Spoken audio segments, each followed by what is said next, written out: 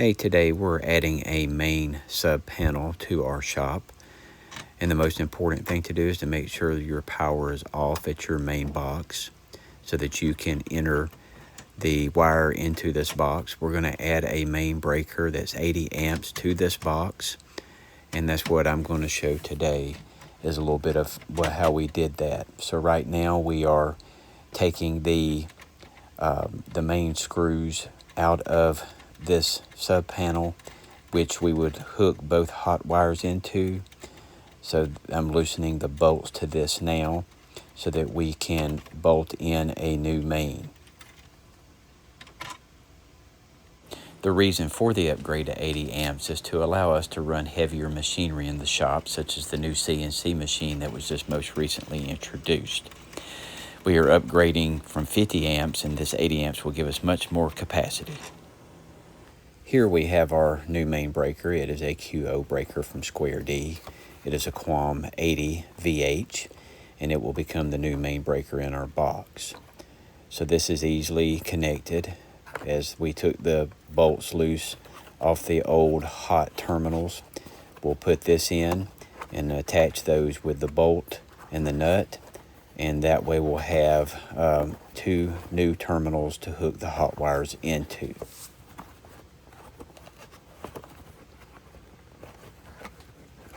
As you can see, this was very difficult to get out of the box. It just took a little finagling to get out. But in the box came the main breaker and also two protective covers to go over the main terminals once we get everything wired in. As you can see, this is what our 80 amp breaker looks like. We got the two places on the bottom where we can hook the bolts back into, and we have the two screw terminals on each side. Now we're going to put this new main breaker into the panel. As we put that into the panel, we are going to place it over the two bolts where we took the nuts loose and removed the old terminals. And now we're going to tighten those nuts down to fasten that main breaker securely to the panel box. As the video of me tightening these bolts down is showing, I just wanted to mention that the wire that we used for this project was a 4446 wire. It is copper wire, and that copper wire is able to run 80 amps. This wire is considered a service wire. The initials SER if you're looking it up on any kind of wiring website or in a home improvement store. This wire does have two hots, the red and black wire, a copper wire which is for the ground, and the white wire which is for a neutral.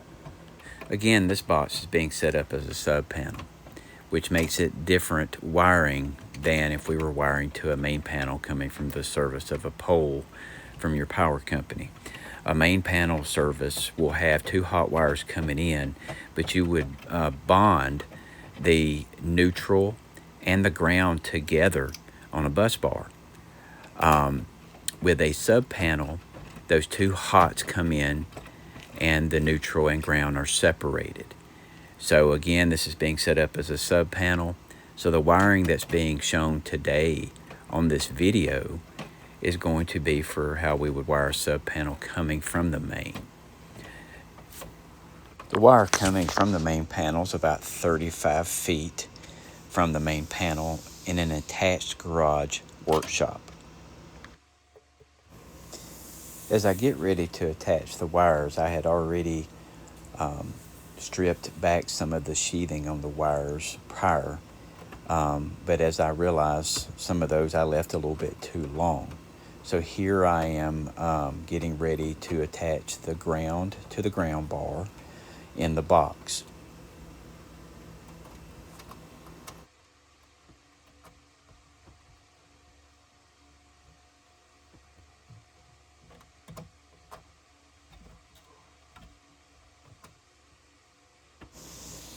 The ground bar can take us up to a size 4 wire, and as soon as you can get that wire put in there, you're going to tighten it down real tightly. The ground wire on this particular wire again is 6 gauge.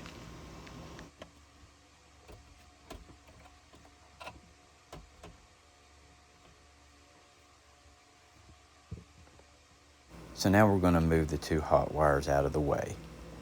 I'm going to move them off to the side in order to access the neutral wire. Again, the neutral wire had already been pre-cut and sheathing removed. So here we're just going to loosen up the screw to the terminal at the top of the box for the neutral. So again, if this were being set up as a main panel, we would bond the neutral and the ground to this same top bar. But here we're just setting up a sub panel, so the neutral will go into this terminal and on this bar without the ground wire. The ground wire will be again put into the ground bar as we just showed just a few seconds ago.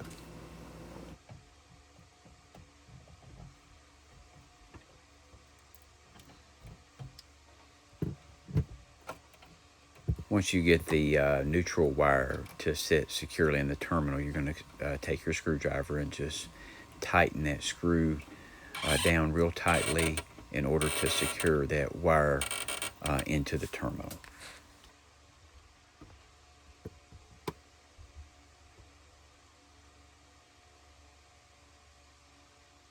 So next we're going to start connecting the hot wires into the box, and we're going to start with this black hot wire first. The black hot wire was cut a little bit too long initially, so here we're just kind of moving up into the box to kind of measure where we need to cut the wire. We're going to start trying to cut back the sheathing by using a razor blade knife. This sheathing is very thick around the wire.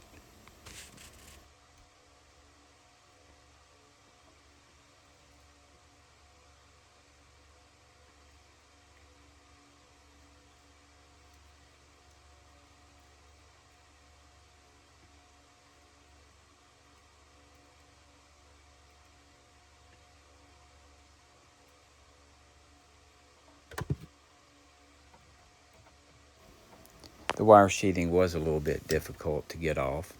We had to work pretty hard to open that up in order to get the wire down to size. Just like some wire that we've dealt with in the past, putting in a 100 amp sub panel, the wire is very thick, and it can be a little difficult sometimes to get that sheathing and wiring separated enough in order to get your wire to size.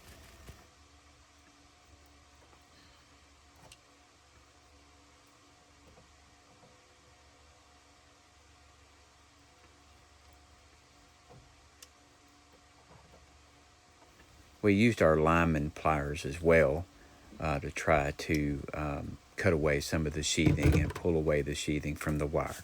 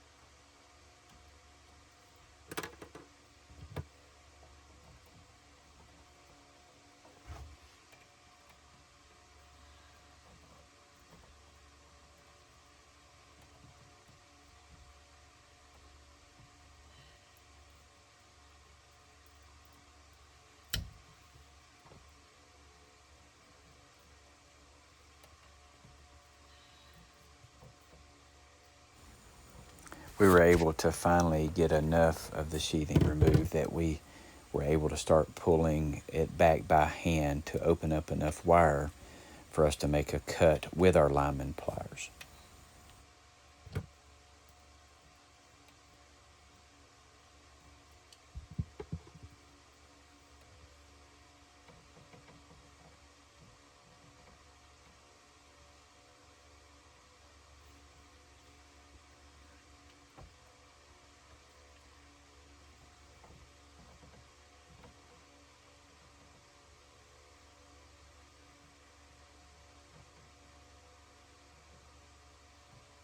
I know that a larger set of cutters could have helped in this situation to get the wire cut, but definitely used to using the lineman pliers and being able to make cuts in these larger wires with those pair of lineman pliers.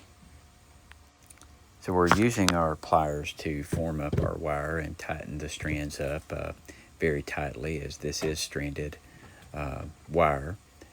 And now just loosening up the bolt of one of those main terminals on the 80 amp breaker, where we will attach this black hot wire. Again, once you're able to get the wire to set into the terminal, you'll use your screwdriver and just tighten down real tightly to secure the wire into that terminal, as it will be carrying a lot of ampage, so you want to make sure it's very secure.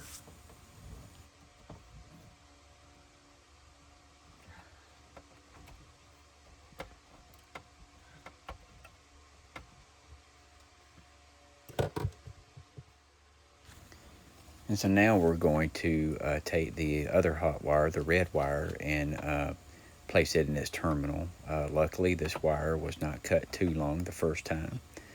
So here we're just going to loosen up the screw to the other terminal on the other side of the 80 amp breaker for the hot wire. And we're going to set that wire down into that terminal and do the same thing. Once it's seated, you're going to tighten up that screw and secure it real tightly, so that it does not come loose with all the amperage that it's going to be carrying.